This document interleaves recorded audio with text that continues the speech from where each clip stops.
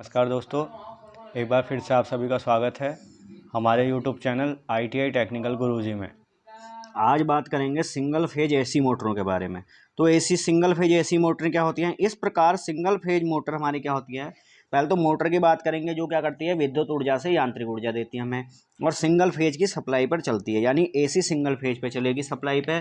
तो अब हम क्या करते हैं, इस प्रकार की single phase motor self start नहीं होती और उसे सेल्फ स्टार्ट मोटर बनाने के लिए एक फेज को दो फेजों में बांट दिया जाता है और फेज को विभक्त करने की विधि के आधार पर सिंगल फेज मोटर निम्न प्रकार की है। तो पहली है स्प्लिट फेज इंडक्शन मोटर। इस प्रकार की मोटर का रोटर स्क्वायरल केज प्रकार का होता है और स्टेटर पर दो वाइंडिंग स्थापित होती हैं जिनमें क्रमशः रनिंग वाइंडिंग तथा स्टार्टिंग वाइंडिंग होती हैं।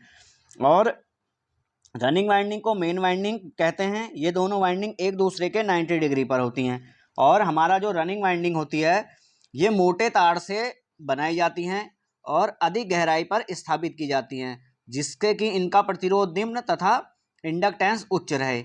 और जो स्टार्टिंग वाइंडिंग होती हैं ये पतले तार से ज़्यादा टर्न की बनाई जाती है जिससे इनका प्रतिरोध उच्च रहे और इंडक्टेंस निम्न रहे। तो ये हमारे क्या है, स्प्लिट फेज मोटर। अब इसमें क्या करते हैं हम, इसमें 90 डिग्री पर इन बाइंडिंगों को रखने के बाद श्रेणी क्रम में एक साइंटिफिकल स्विच लगाए थे। आपके सामने साइंटिफिकल स्विच दिखा है। तो इसका प्रयोग कहाँ पे किया जाता है, छोटे पंप, ग्राइंडर, बफिंग मशीन और हमारा वुड वर्किंग मशीन जितनी भी होती है लकड़ी की जो उसके लिए मशीन होती है प्रयोग वहाँ पे किया जाता है। अब अगला हमारे है कैपेसिटर इंडक्शन मोटर। ये तीन प्रकार की होती हैं, कैपेसिटर स्टार्ट मोटर, स्थायी कैपेसिटर मोटर और capacitor start capacitor run motor. तो बात करेंगे हम सबसे पहले कैपेसिटर इंडक्शन मोटर के बारे में। तो कैपेसिटर इस प्रकार की मोटर का रोटर स्प्लिट फेज इंडक्शन की भांति स्क्वायरल केज प्रकार का होता है और इसके स्टेटर पर भी दो वाइंडिंग स्थापित कर दी जाती है, रनिंग वाइंडिंग और स्टार्टिंग। रनिंग और स्टार्टिंग के बारे में आपको मैंने अभी बता दिया है थोड़ी देर पहले। तो सामने चित्र दिख रहा है आपको इसका, तो कैपेसिटर स्टार्ट मोटर का। तो इस पे 60 से 120 माइक्रोफेरेड का हम क्या लगा देते हैं, कैपेसिटर लगा देते हैं और दोनों वाइंडिंग एक दूसरे के 90 डिग्री पर रख दी जाती हैं और 70 डिग्री पर क्या हो जाती है, वोल्टेज लगभग पिछड़ जाती है और विद्युत धारा के पिछड़ने के कारण कोड रनिंग वाइंडिंग के प्रतिरोध तथा इंडक्टेंस पर निर्भर करता है और 90 डिग्री का फेज अंतर पैदा हो जाता है। अब इसका प्रयोग कहाँ पे किया जाता है, बेल्ट चलित पंखों में किया जाता है, blower, dryer pump, washing machine, compressor आदि में किया जाता है, जो हमारी कैपेसिटर स्टार्ट मोटर होती है। अब घूर्णन दिशा, कैपेसिटर स्टार्ट मोटर की घूर्णन दिशा परिवर्तित करने के लिए रनिंग अथवा स्टार्टिंग के संयोजन को आप बदल दोगे। अब है स्थायी कैपेसिटर मोटर हमारी। तो कैपेसिटर स्टार्ट तथा स्थायी कैपेसिटर मोटर में मुख्य अंतर यह है कि कैपेसिटर मोटर में, जो हमारे स्थायी कैपेसिटर मोटर में स्थायी रूप से स्टार्टिंग वाइंडिंग के श्रेणी क्रम में क्या कर दिया जाता है, कोई साइंटिफिकल स्विच नहीं लगाया जाता, सीधे कैपेसिटर लगा दिया जाता है और 2 से लेकर 2.5 माइक्रोफैरेड का। आमतौर पर आपने इसको अपने छत के पंखे पे देखा होगा, जो घरों पे प्रयोग किया जाता है छत का पंखा। और इसकी भी घूर्णन दिशा बदलने के लिए रनिंग अथवा स्टार्टिंग वाइंडिंग का संयोजन यानी कनेक्शन बदल देते हैं हम, ठीक। और इस क्या होते हैं, इसकी कार्यप्रणाली ही कैपेसिटर स्टार्ट मोटर के समान ही होती है। अगला है हमारा capacitor start capacitor run motor. अभी आगे आपको चित्र देखने को मिलेगा। तो इस प्रकार की मोटर में क्या होती हैं, इसमें भी दो वाइंडिंग होती हैं, स्टार्टिंग और रनिंग वाइंडिंग। अंतर यह है कि श्रेणी क्रम में एक समांतर क्रम में और एक उसके श्रेणी क्रम में क्या लगा दिया जाता है, कैपेसिटर लगा दिया जाता है। और एक 10 से 20 माइक्रोफैरेड का होता है स्टार्टिंग के लिए जो कैपेसिटर यूज होता है।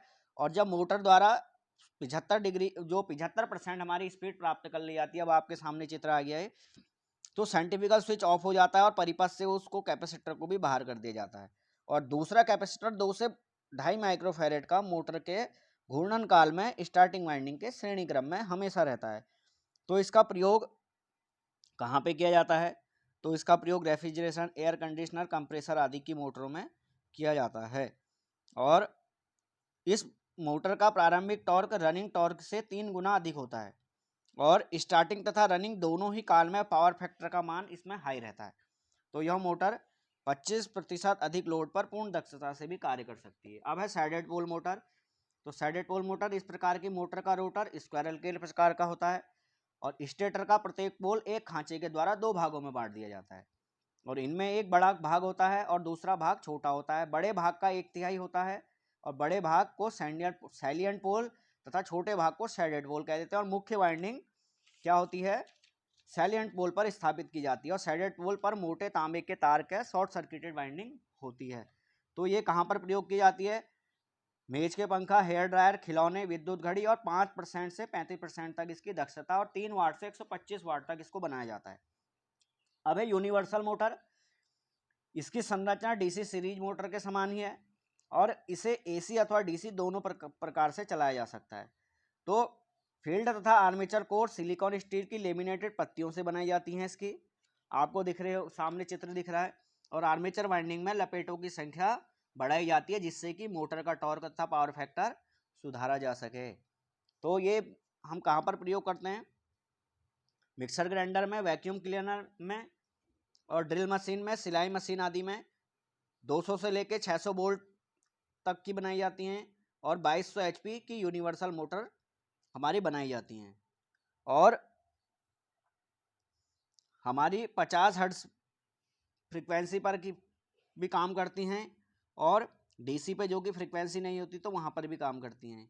तो यूनिवर्सल मोटर उसी सिद्धांत पर कार्य करती है कि डीसी सीरीज मोटर अर्थात स्टेटर तथा आर्मेचर द्वारा स्थापित चुंबकीय फ्लक्सेस की प्रतिक्रिया के फलस्वरूप आर्मेचर में टॉर्क पैदा हो जाता है और इस मोटर को चाहे डीसी से चलाया जाए अथवा एसी से, तो वो क्या होता है, प्रत्येक दशा में एक ही दिशा पे कार्य करता है टॉर्क। अगला है हमारा रिपल्सन मोटर, सामने चित्र दिख रहा है।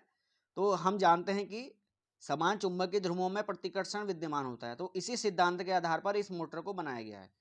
और यद्यपि रिपल्सन मोटर की बनावट जटिल तथा मूल्य अधिक होता है तो भी उच्च प्रारंभिक टॉर्क, निम्न प्रारंभिक विद्युत धारा, अधिक लोड वहन क्षमता तथा सरल घूर्णन दिशा परिवर्तन आदि गुणों के कारण उद्योगों में इसका उपयोग किया जाता है रिपल्सन मोटर का।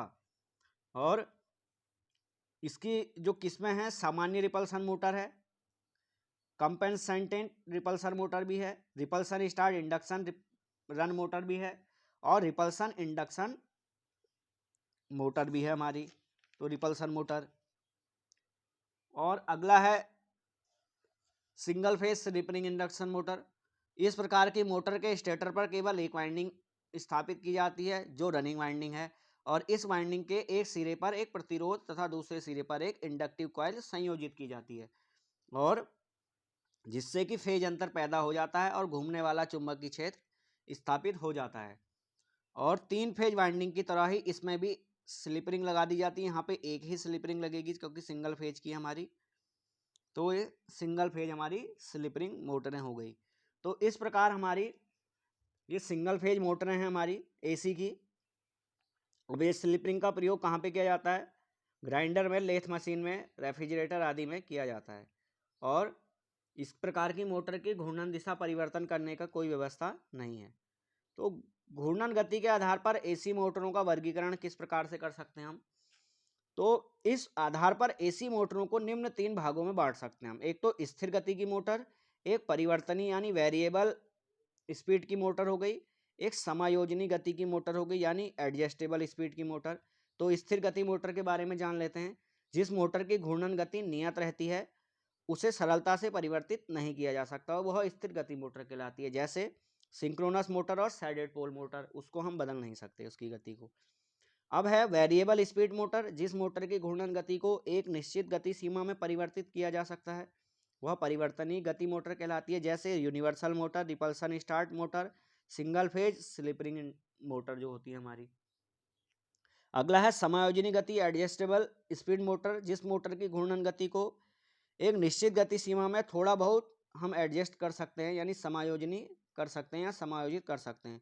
तो स्थायी capacitor induction motor, capacitor start capacitor run motor और squirrel cage induction motor, slip ring induction motor, ये है हमारी। और अब है सिंगल फेज के स्टार्टर हमारे क्या क्या हैं। तो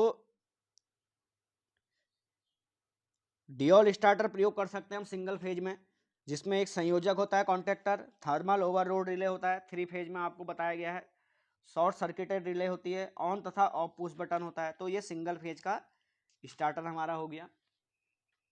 तो ये जो हमारा सिंगल फेज मोटरों के बारे में है, ये हमारा इलेक्ट्रिशियन के जो सेकेंड ईयर है उसमें है ये सिंगल फेज।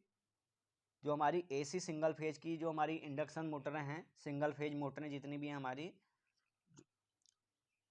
वहाँ पर है इनके बारे में। और ये मोटरें आमतौर पर क्या होती हैं, एसी सप्लाई से चलती हैं। और एसी सप्लाई से चलने पर क्या होती है, अगर इनको सिंगल फेज एसी सप्लाई दी जाती है तो क्या होती है, सिंगल फेज एसी सप्लाई पर क्या नहीं होता, रोटेटिंग मैग्नेटिक फील्ड नहीं उत्पन्न हो पाता। तो इसलिए हम रोटेटिंग मैग्नेटिक फील्ड बनाने के लिए हम क्या करते हैं, इस पे कैपेसिटर लगा देते हैं। तो कैपेसिटर से क्या करता है, दो फेजों में बांट देता है, स्प्लिट कर देता है फेज को, तो इसके कारण चलती है। अब आपके सामने दिख रहा होगा ये जो मोटर के बारे में, उसकी शाफ्ट है, माउंटिंग बेस है, हाउसिंग एंड स्टेटर है इसका, और इलेक्ट्रिकल जो इसके कनेक्शन निकले हैं बाहर, तारें निकली हैं, रोटर है, और इसकी इंड और जो प्लेटें हैं हमारी, इंड कवर और जो फ्रंट रियर कवर होता है। अब आगे आपको टाइप्स ऑफ एसी मोटर और दिख रही हैं, देखिए 3 फेज की भी दिख रही है, स्क्वायरल केज का भी दिख रहा है रोटर, वाउंड टाइप रोटर भी दिख रहा है, और सिंगल फेज मोटर के बारे में भी दिख रहा है, कैपेसिटर लगा है। और स्प्लिट फेज मोटर भी दिख रही है, कैपेसिटर स्टार्ट मोटर भी है, सैडेड पोल भी दिख रही है, आपने पंखे में देखी होगी ये, टेबल फैन में। और सिंक्रोनस मोटर भी देखिए, सिंक्रोनस मोटर का टॉपिक इससे पहले हमारा आ चुका है, कवर हो चुका है उसके बारे में। तो ये इस प्रकार से हमारी ये सिंगल फेज मोटरें हैं।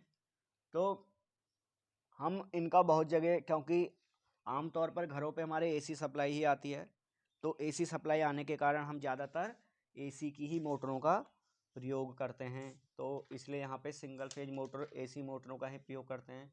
तो बात कर लेते हैं इसके थोड़ा सा कार्य सिद्धांत के बारे में। कार्य सिद्धांत क्या है, तो जब हम क्या करते हैं, दो चुंबकीय पोल एन और एस के बीच में एक चालक लूप को घुमाते हैं तो चालक में विद्युत उत्पन्न होती है।